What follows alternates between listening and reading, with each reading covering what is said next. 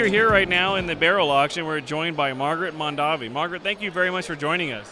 Oh, it's a pleasure to be here, and you're first-timers to the wine auction. Yeah. It is our first time. We're excited. We started this in 81. This was 26 years ago. It came about at a little coffee table in Oakville at a restaurant called the Colonial, which is long gone. And Bob and I and Pat Montandon had breakfast there, and we talked about the great wine auction at the Hospice de Beaune. And we said, couldn't California have an auction like that? That was, I think, the original seed.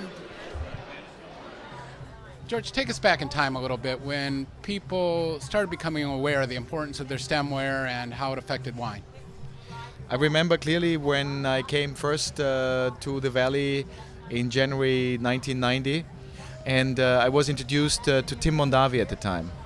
And we did a tasting, and Tim could not believe the difference a glass makes on the perception of the wine.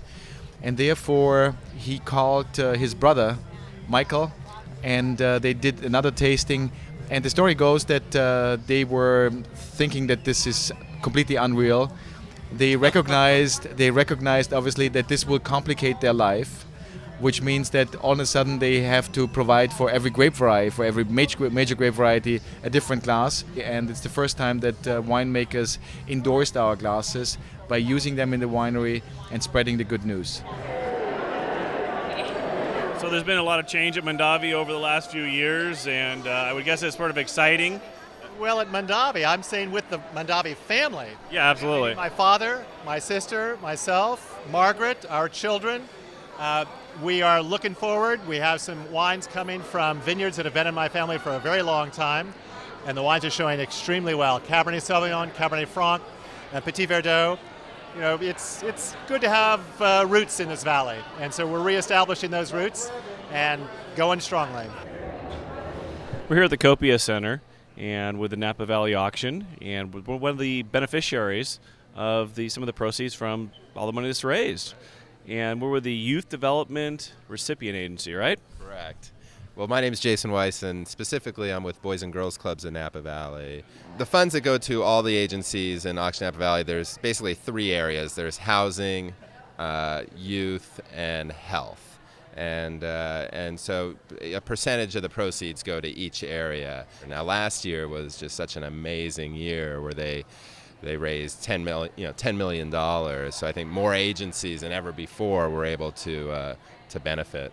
Yeah, with all the budget cuts we hear about, just a tightening of funds that are available, this stuff has really become important. It's amazing how much money they raise here. It's millions and millions of dollars. It blows me away.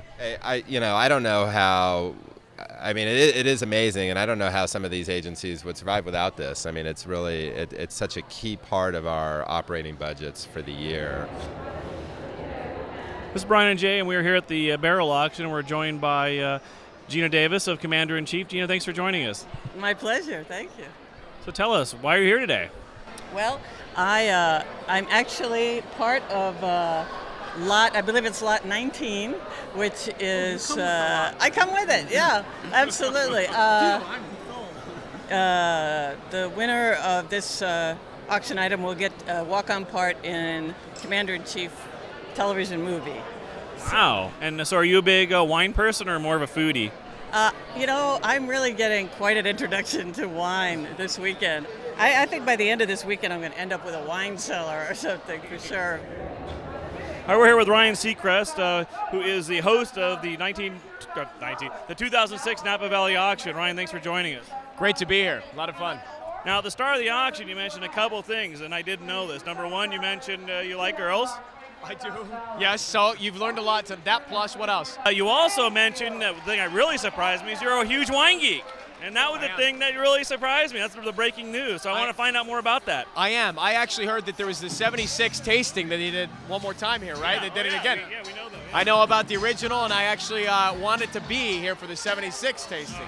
The reenactment, if you will, and I missed out on that. But I love it. It's the reason I say yes to all my jobs, so I can buy a great bottle at the end of the week. Well, that's all that's important, really. It is. It's a beautiful thing. What kind of wine do you collect? I collect reds, a lot of reds from right here, from Napa. Yeah, a lot of great reds. Heights, I love the Stags, Fay, a lot of great reds. We're here with Jason Paulmeyer of Paulmeyer. Thanks for joining us. My pleasure. Now, you have some wine here that you've donated for this event. Why don't you tell us a little bit about why you've done that, what this event means to you guys? Well, this event, just like all the other events for the Napa Valley Wine Auction, is to raise funds for the local community here, and I think we're doing a great job. Oh, the bottle I donated, a 1996 Paulmeyer Chardonnay. I like to call it industrial strength Chardonnay. That's because it's big in everything, big, bold. It's high in alcohol, high in oak, high in viscosity. It's my style of wine. Yeah, it's 10 years old now, and it's aged beautifully because it's in a 3-liter bottle. 3 liters, the equivalent of four ordinary bottles of wine, and it ages very, very gracefully that way. Most people don't realize California Chardonnay can age very, very well. I guess the recent redo of the Paris tasting showed that California wines do age very well.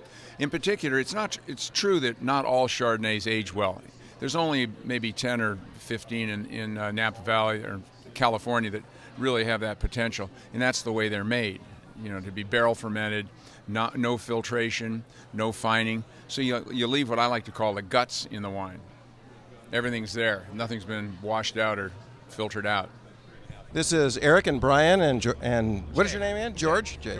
This is Eric and Brian and George, and we're with Warren Winiarski from Stag's Leap Wine Cellars. Warren, it's a pleasure to meet you, and it's a pleasure to see you here at the auction. Can you tell us a little bit about the auction? Well, I wouldn't miss it. We have an auction lot that celebrates. That will be travel and going to France and visiting the chateau. Stephen Spurrier will be going. Really? And maybe George Tabor, who wrote the book that Right. you just read. Right. That must have been an exciting time back then when to win a tasting such as that. It was more exciting as every year it seems to grow in significance. And when they put a bottle in the Smithsonian Institution, a bottle of that wine and a bottle of the Montelena, then it kept growing after that. That was every time it gets another platform. And now, after 30 years, it's been on 2 continents, another Paris tasting, and with more or less the same results. So who would have thought 30 years ago that there'd be a tasting on 2 continents?